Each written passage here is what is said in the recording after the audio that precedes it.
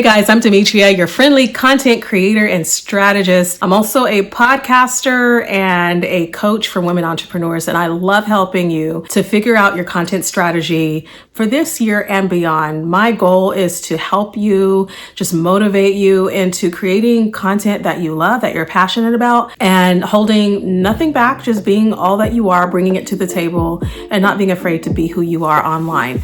Don't change for anybody, be who you are. So that's my right out the gate. I'm already encouraging you because that is how I'm built, to encourage. Today, I'm going to talk about 5 strategies to help you create content and grow your business without paid ads.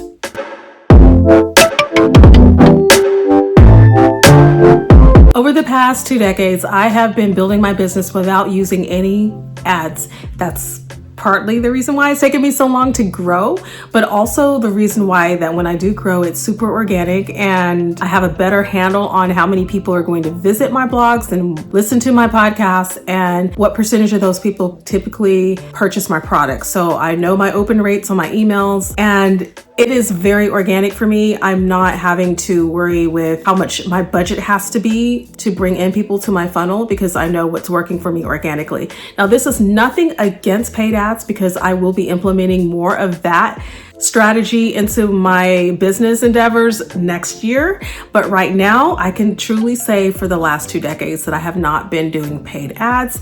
And that is just the way my business has been running. It's mostly been word of mouth, and it's mostly been organic SEO, visibility, and just really getting myself out there on socials and being strategic with my content. So of course, my very first tip for you is going to be SEO.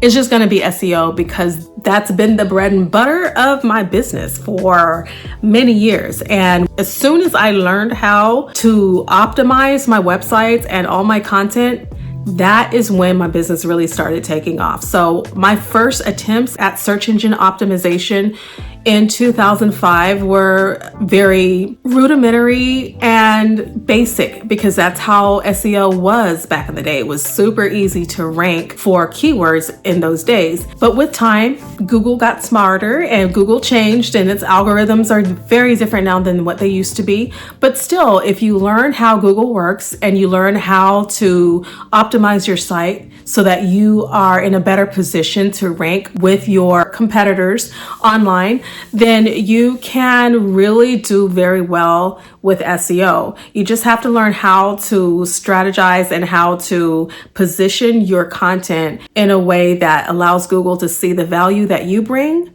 to the online space. And so you need to understand SEO because it's nothing to sleep on. And when you're using those keywords just right in your meta tags and your titles and your descriptions and everything you do, everything you put out there, it makes a really, really big difference in the eyes of search engines as far as your credibility as a thought leader. So I would highly recommend you learn to use SEO, get some SEO basic training, figure out what you need to be doing for every piece of content that you're putting out there. And I say every piece of content sort of with tongue in cheek because not every piece of social media content needs to be optimized, but I would definitely make sure that the content you're putting on your main website, your blog, that for the most part, that content is optimized. And I would also want to optimize my titles in any podcast episodes that I'm producing, as well as figuring out what Google wants on YouTube. So that's always helpful. Also, you're leaving a lot on the table if you completely ignore SEO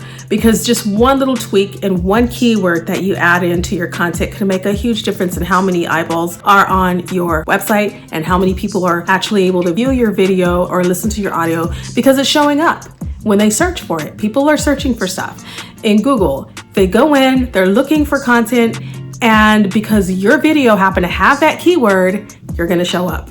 One example for me is when I created my homeschool blog, which I use that as an example quite frequently because it's been my longest project, my longest going project besides my web design and marketing business. But my homeschool blog is the one that I use as an example because I built it mainly on SEO, word of mouth, and community, and of course socials. So that's what helped me create my community. But the SEO was what brought people onto my site from Google. They were searching already for homeschool content and they found me that way. So there were certain key terms that I would want to rank for, so I made sure to optimize my website for those keywords. One of them at the time was Christian homeschooling, because that's the kind of people that I wanted on my website at the time. Then with time, I wanted just the homeschool moms in general, no matter their faith, but I just wanted them there just to check out the resources in general. Even though we were a faith-based community, I wanted them to know that there was some really good information about homeschooling that they could find at my blog. So I wanted to rank for certain keywords like homeschool moms and Christian homeschool and homeschool community, homeschool blog, whatever those keywords were. I made sure to optimize them in my titles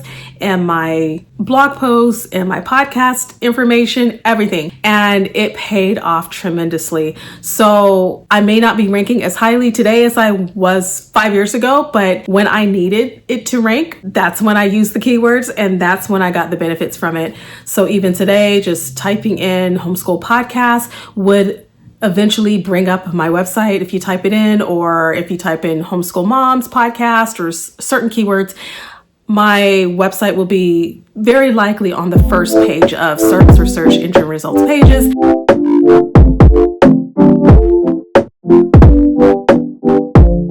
So over 10 years ago, I chose the keyword or the key phrase Christian homeschool podcast. So if I type that in, and we'll see if Christian homeschool moms comes up. That's my homeschool podcast. So I'm not number one at the very top. I used to be 10 years ago, but things do change. However, if you look here on the side, this is my podcast. Christian homeschool moms podcast comes up at the very top. And then here in YouTube, you can see one of my videos is the second one listed. And this is as of December of 2024. If you scroll down just a bit, there I am over here at ChristianHomeschoolMoms.com. So that's just one example of a ranking for a specific key phrase, which in this case is Christian Homeschool Podcast. Another example is if I actually typed in Christian homeschool moms, which that is a phrase that a lot of people have been looking for. And if I type that in, here I am at the very top. Scrolling down just a bit, you can see my Facebook account that's connected with that as well, and my About page, as well as my Instagram page. And then there are a couple of other people who have a similar title. If you scroll down even further, you'll see 3 of my videos listed from my homeschool YouTube channel, and so forth. Here I am again in Apple Podcast, Spotify, YouTube, and these are key phrases that I specifically wanted to optimize for all of my channels. Another example is just the key phrase homeschool moms. So if I type that in, I'm not at the very top on page 1 of the search engine, but I am at number 3.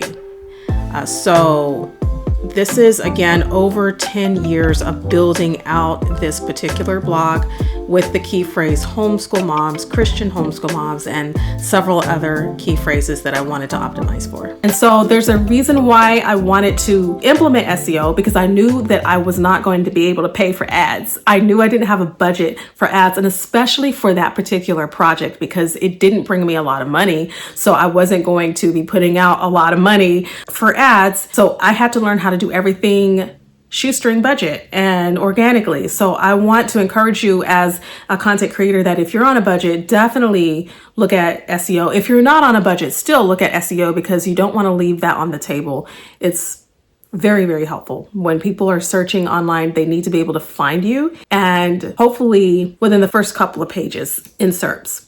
Another great way to grow your business without paid ads is number 2, your email list. Yes, you do need to have an email list. When I first started my homeschool blog, I started it without an email list and I regretted it instantly. 6 months later, I wished I'd had that list, that I had a place for people to sign up and add their name and email address, because there were thousands and thousands of moms going through my website and telling me through my email that I left on the website for them to contact me that they appreciated my work. But just imagine if I had given them an opportunity to sign up for my email list, how much easier it would be for them to hear from me, because they already indicated that they wanted to hear from me. So that's 6 months worth of emails that I didn't collect. And hopefully later on they did join, but I wish I had done that. But I learned immediately. So from that point forward, I had my email list set up and we started growing exponentially after that. We were getting thousands of email addresses over the next couple of years, and it grew. It grew tremendously. And so I'm really excited to see how my email list has grown. Now it's changed a lot because of fluctuations. You know, people don't homeschool forever, so they're not always going to stay on your list.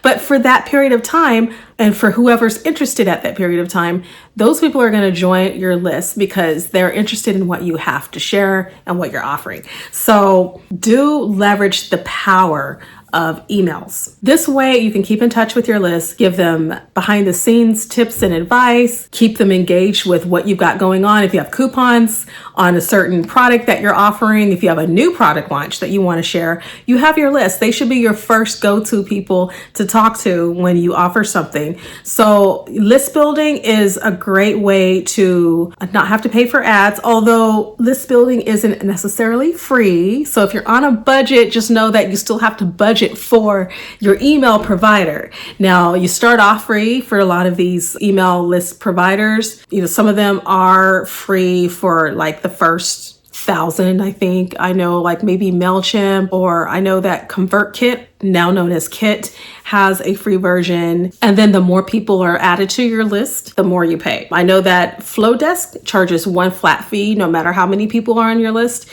And so just look at the different options you have available to you. So you do have to invest in your email list provider, but at the end of the day, it's not like you're paying $500 a month for ads. You're just paying your $0 to $30 a month or so for your email list provider initially, until your list is a lot bigger. Than maybe you're paying $40 or $50 a month for your provider. But again, I don't want to mislead you to think that it's absolutely free to build a list. It's not free. You will invest in your tools, but it is definitely something that you can think, this is my budget for how many people that I want to talk to every single month and have access to them, versus paying for ads and not really sure how many people are going to bite and join my list or purchase my product. It's really kind of a risk. It's a game. You don't really know what percentage of the people that click on your ad are going to follow through. So at least those who are on your list are on your list, and you're paying for their presence on your list. So they're hearing from you every single week. And if they want to be there, great. And if they don't, they can unsubscribe. But I think it's important to focus on your list building.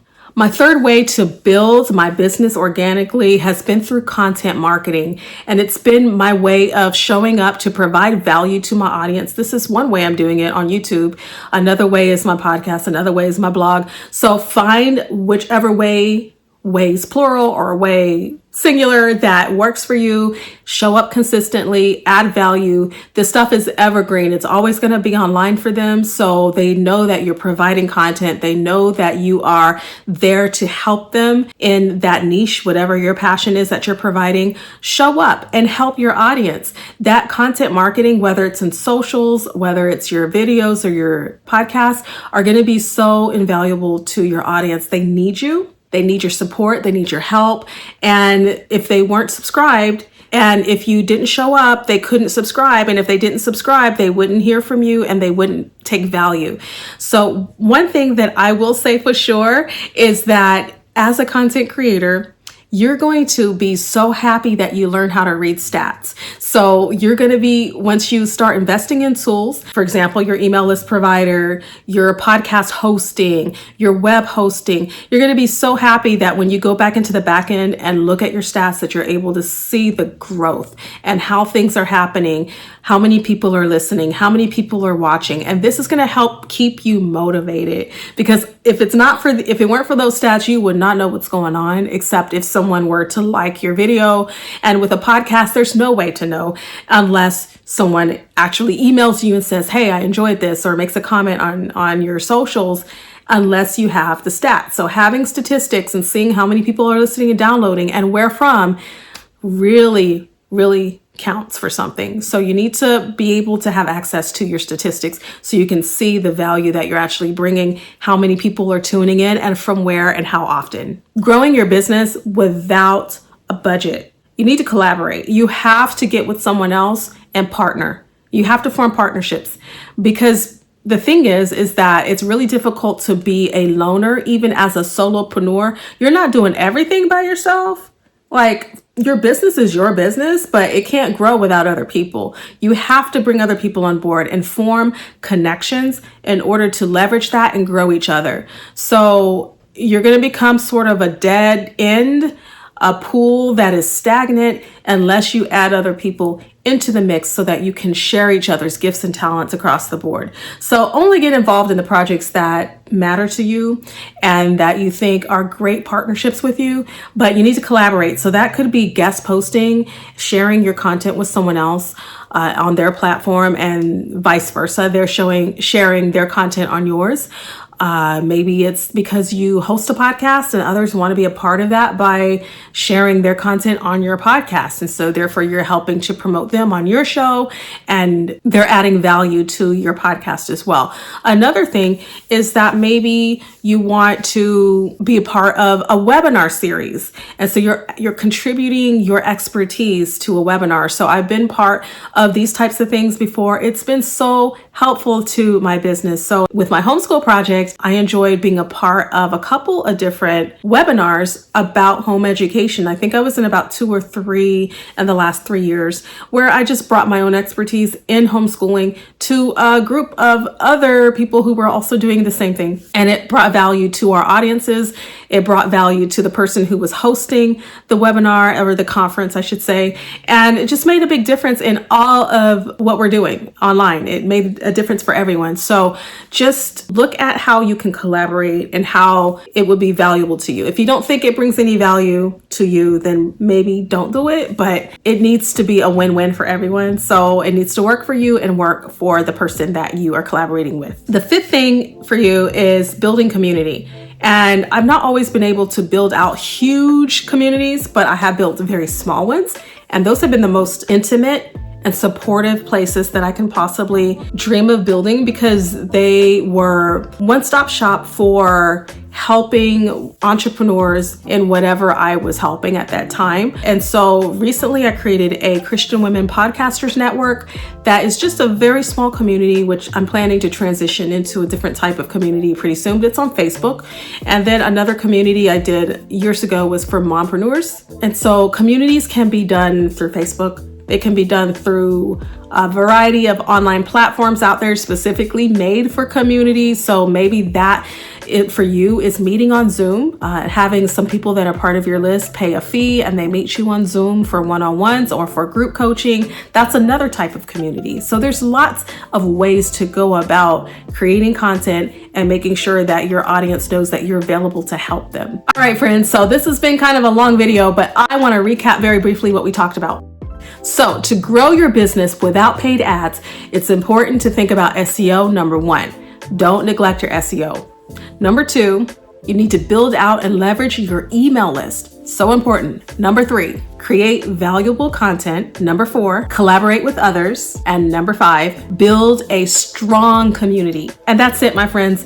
If you have any questions and want to know more about how I can help you one-on-one, or if you'd love to purchase one of my courses, for example, my Content with Confidence course that is now available to you, link down below.